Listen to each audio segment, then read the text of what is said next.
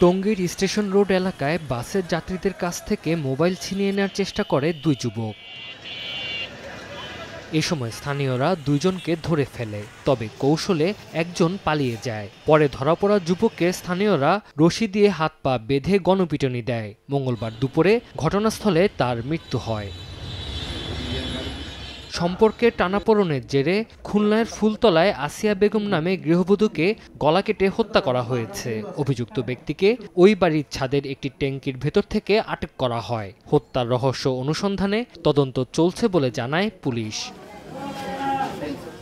শেরপুরের ঝিনাইগাতীতে পূর্ববিরোধের জেরে দুই পক্ষের সংঘর্ষে মরিচফুল বেগম নামে এক নারী নিহত হয়েছেন। পুলিশ জানায় 4 মাস আগে ক্যারামবোর্ড খেলা নিয়ে হাশেম আলীর ছেলের সঙ্গে কালামের ছেলের মারামারি হয়। এ নিয়ে দুই পক্ষ আবার সংঘর্ষে জড়িয়ে পড়লে হতাহতের ঘটনা ঘটে।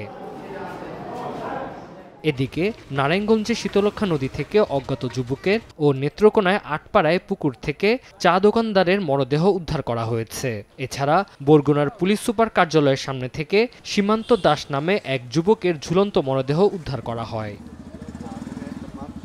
তানজিল হাসনাত, সময় সংবাদ।